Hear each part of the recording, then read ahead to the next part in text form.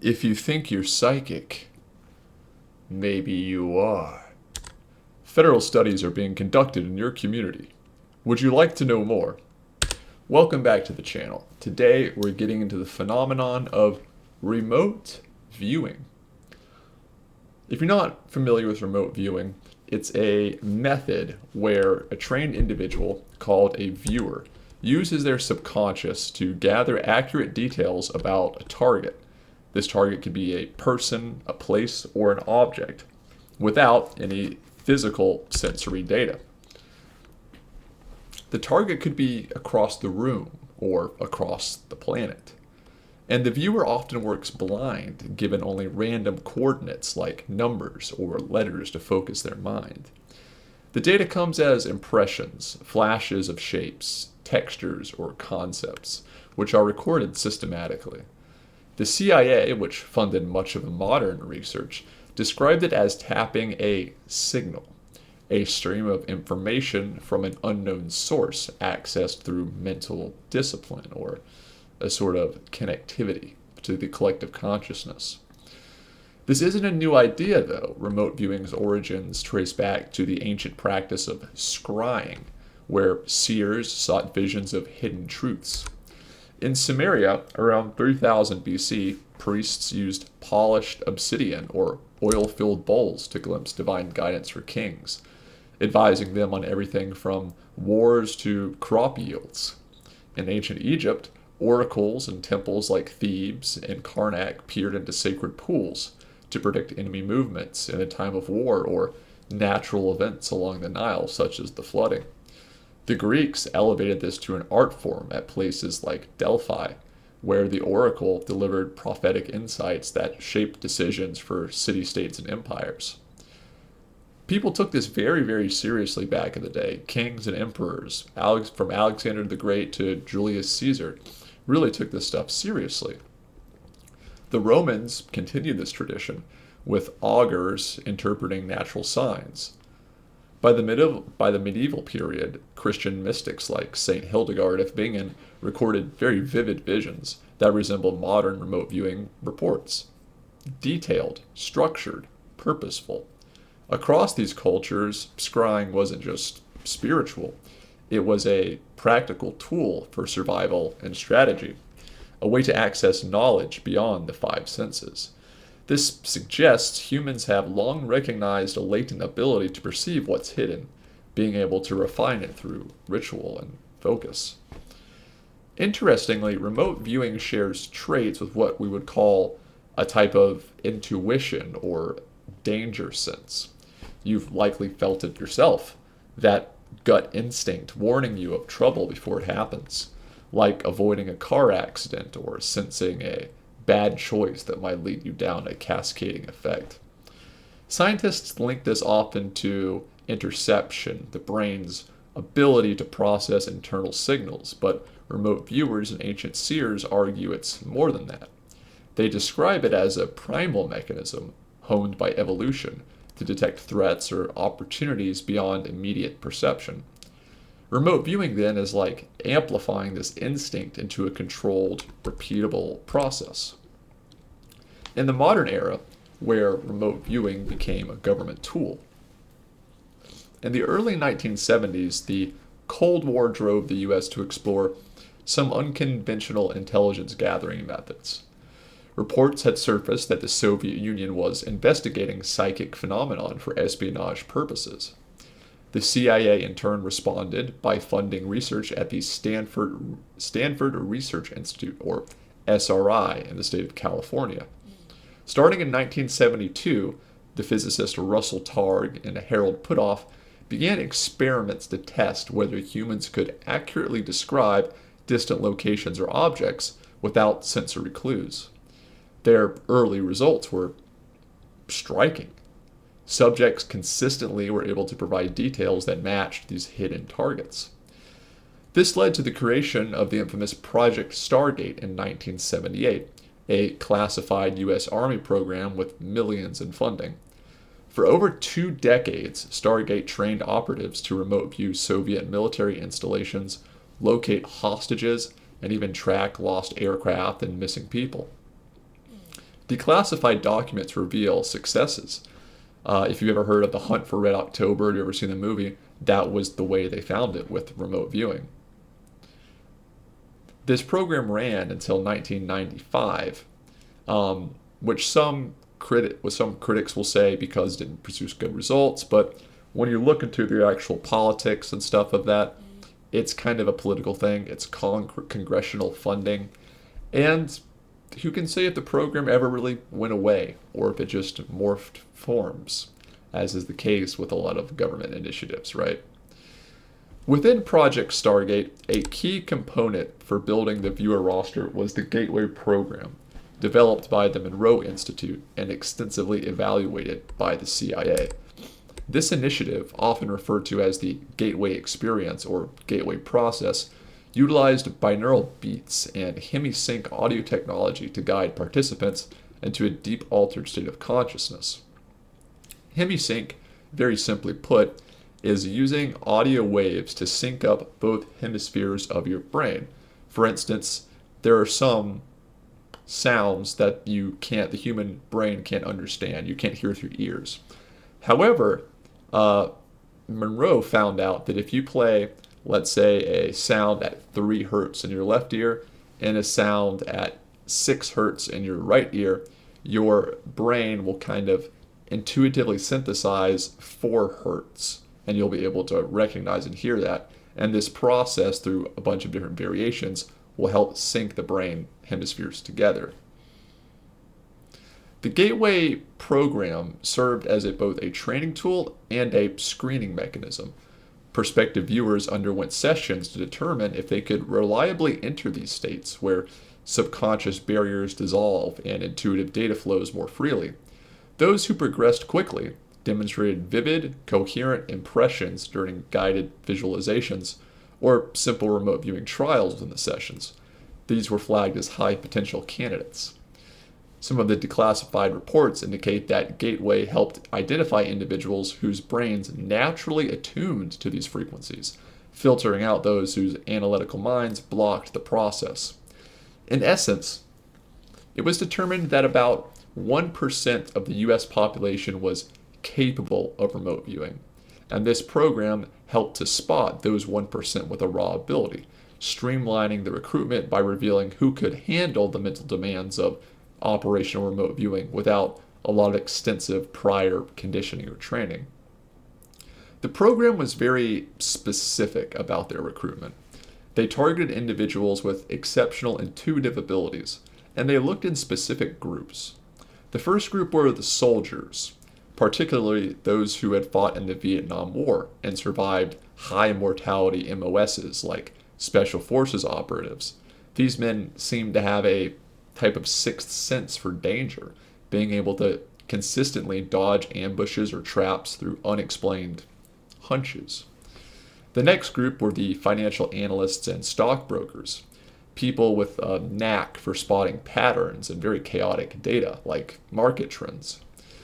The third group were certain types of artists, those whose creative process involved visualizing abstract concepts without overthinking. For instance, a sculptor who works with marble, right? Being able to visualize a completed statue, and they just have to kind of get it out point by point. These weren't random choices. The Stanford Research Institute screened hundreds of thousands to find those with a natural edge in perception. The technique they ultimately developed is called coordinate remote viewing, CRV, designed to minimize conscious bias and maximize subconscious data. So here's how it kind of works. A viewer is given a set of coordinates, say 1, 2, 3, 4, 5, 6, 7, 8, representing a target. Now, these aren't actual geographic latitude, longitude coordinates, but abstract codes to keep the viewer blind to the target's nature, not innately giving anything away. This prevents the conscious mind from guessing or projecting. The viewer then follows a structured process to record their impressions, which are refined into detailed descriptions. And we'll get into the process itself very specifically a bit later.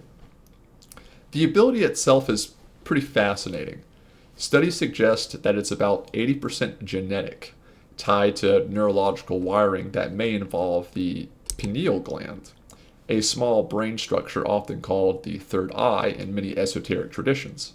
The Institute of Noetic Sciences, which studies consciousness, posits that the pineal gland could link to non local perception, which is information accessed beyond conventional attitudes of time or space. The other 20% of remote viewing ability is seemingly trainable, meaning anyone with the raw talent can improve with practice. But I think this raises an interesting question. Is remote viewing a spiritual, psychic like phenomenon, a gift developed in the soul, or is it something purely physiological in the brain's electrochemistry and we just don't fully understand it yet? It's something that the greater community still argues about today.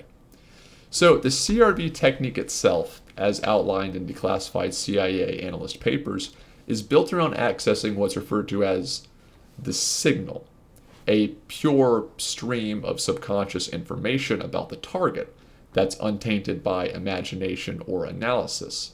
And this process unfolds in stages, each building on the last.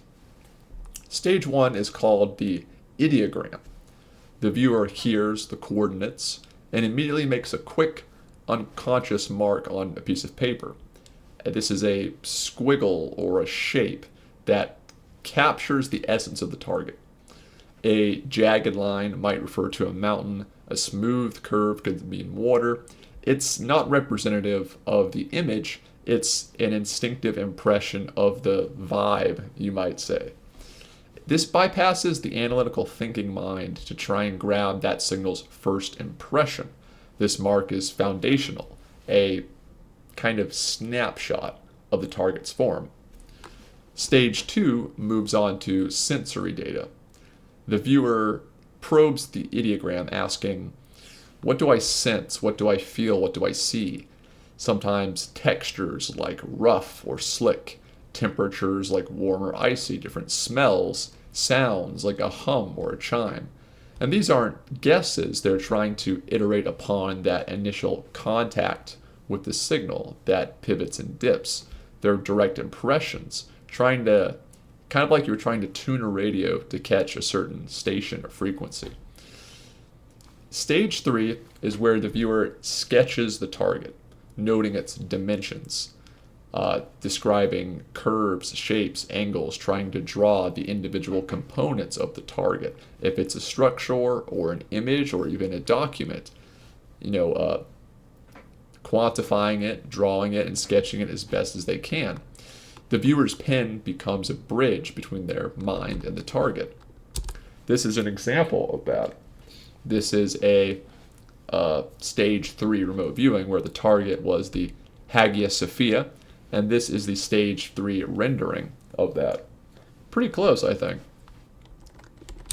The CIA manuals go even further, actually, detailing a hypothetical stage 4 to stage 6, though these are purely speculative at the time of the analyst's writing in 1988.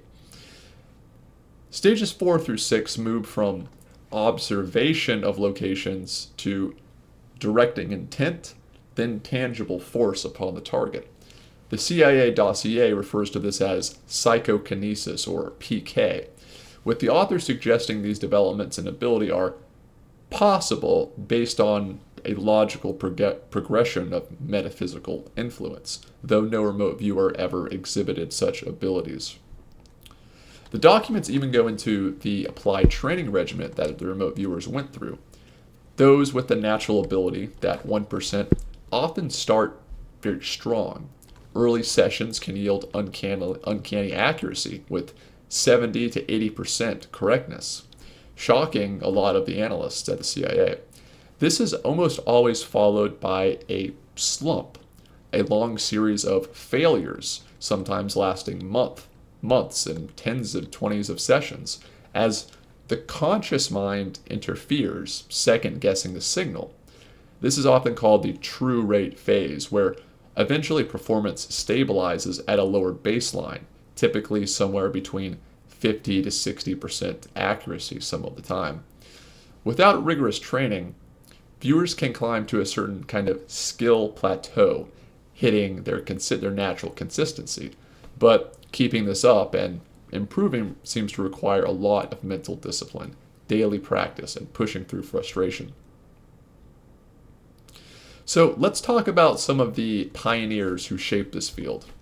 The first is a guy called Ingo Swann, an artist, a psychic, and kind of the architect of the coordinate remote viewing process.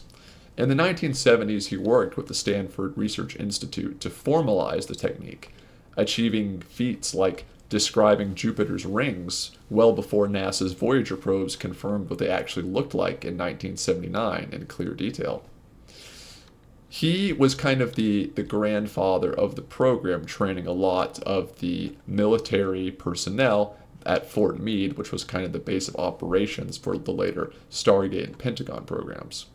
Then there's a gentleman known as Joseph McMoneagle, sometimes referred to as Remote Viewer 001. He was a Vietnam veteran in the Special Forces, and when he joined Project Stargate, he kind of became its star operative. He's actually still alive, and he does interviews. So if you're interested, I highly recommend looking him up, Joseph McMoneagle. He talks to a lot of these military guys and kind of paranormal guys. So yeah, he's actually the guy who found the Soviet submarine in the Hunt for Red October movie. He also apparently located a kidnapped U.S. general in Italy and was able to remote view locations of hostages. Another standout was a gentleman named Pat Price, a former police officer who seemingly had a singular natural gift. In one famous session, he was able to describe a very secret Soviet facility, sketching cranes, buildings, industrial tubes, even a hidden nuclear warhead, the details of which were confirmed much later in the war by aerial satellite photography. So, one thing I do want to touch on is we've talked about the program in the 80s and the 90s, Stargate and the SRI. There's also the GATE program, which stands for Gifted and Talented Education. This was a public school program in the 80s, 90s, and ending in the early 2000s. That was most part scrapped in the early 2000s. There are significant legacy links between the Gateway program, the Stanford Research Institute, and the CIA. Participants in this program report exercises and scenarios extremely similar to those practiced by remote viewers at Fort Meade in the remote viewing program. Those in the noetics community believe that the GATE program was actually used by the U.S. government to screen for those with remote viewing potential at the national level and identify them for later cultivation. I've actually made a whole video on this GATE program in particular, so if you're interested, check that out. To investigate this phenomenon further for this video, I actually tried out the method myself, and I have to say, the results were very striking. I didn't manage to save the first few that I did, but it really did line up with what the dossier said. In my early sessions, I scored very accurately, 4 out of 4. These CRV is scored on a scale of 0 to 4. 0 being no relation to the target, while 4 being extremely accurate to the target, right?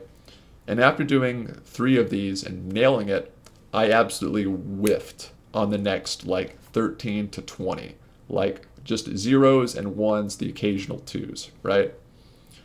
But after doing it for a while and being disciplined, I got better.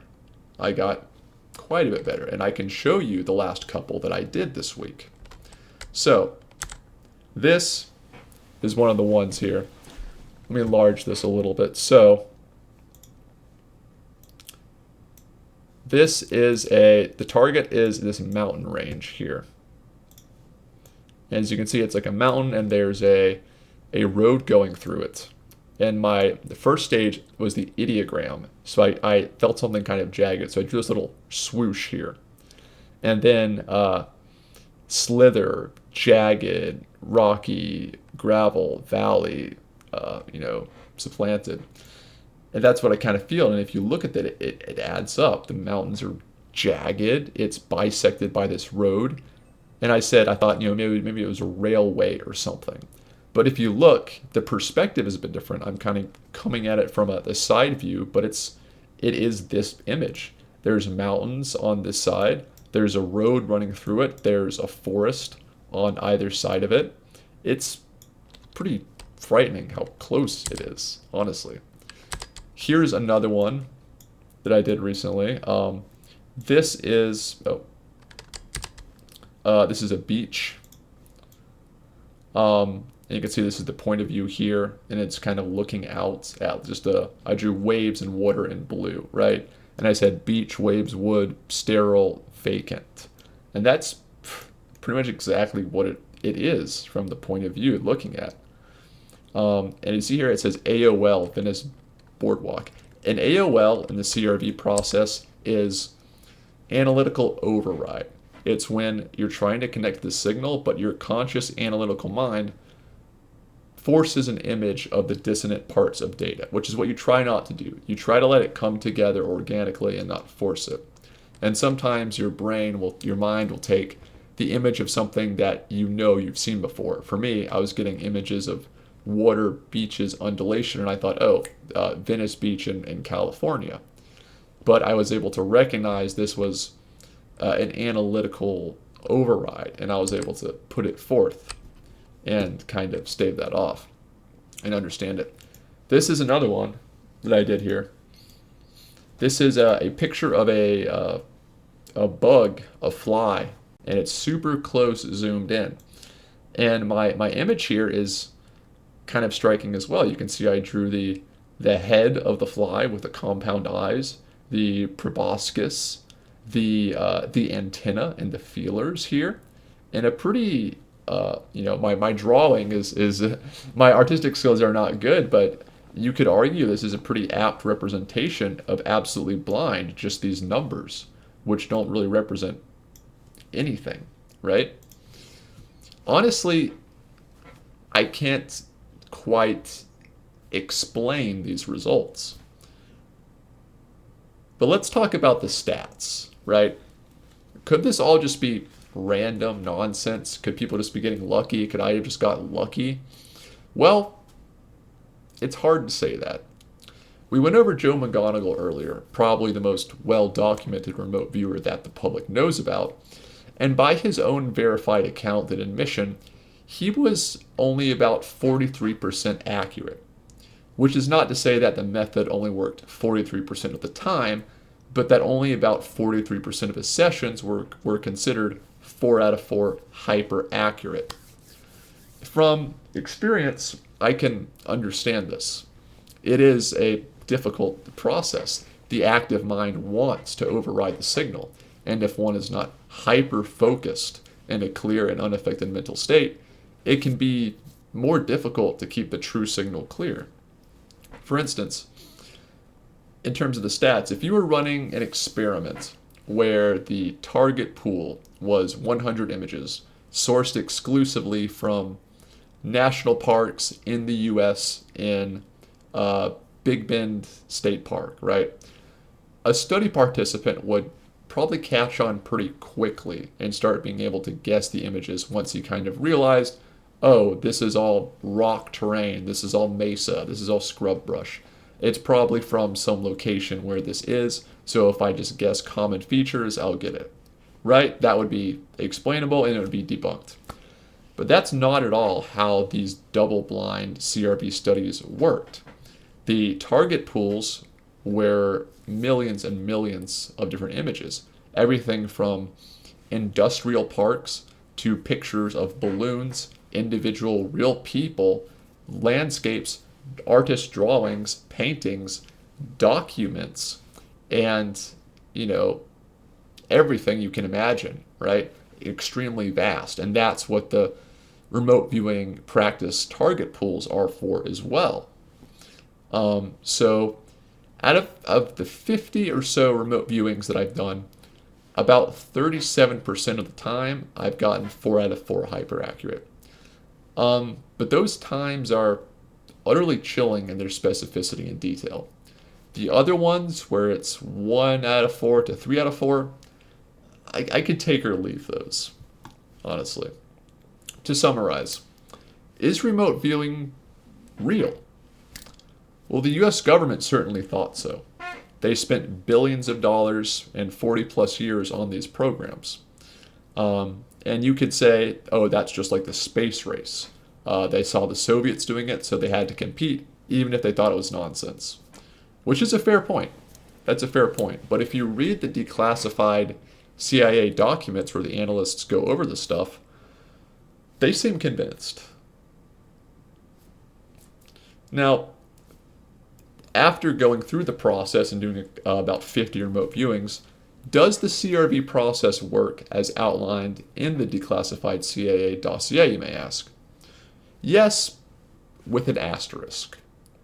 As the dossier states, only about 1% of the US population is even capable of remote viewing. And then it's a process that has additional qualifiers, such as keeping a clear mental state, avoiding or being able to recognize those analytical overrides, and keeping up a daily disciplined regimen. And seemingly even the best on record couldn't do it 100% of the time. So it's hard to really prove verifiably like that, because the pool of people who can do it is so small, and they have to be hyper committed to it, and there's no money in it, right? I guess unless you're working at the Pentagon in like a black site or something. But some of these viewings are just so insanely detailed. I keep going back to it. There's something there. Something. If you're interested in trying remote viewing, there's an active community on the X board in 4chan where weekly remote viewings are practiced. If you look around, there are also several remote viewing practice pool sites you can get into. It's pretty easy to find the classified dossier itself. I'm not going to post that for obvious reasons. But yeah, I hope you liked this video if it was interesting to you. I hope you like my Starship Troopers cringe at the beginning. And that's it for today, Comment below if you think it's real or if it's nonsense. Have you ever had an ESP-like experience? Have you ever, had intuition about something? It turned out to be true in a chilling way? Let me know. Anyways, I'll see you next time.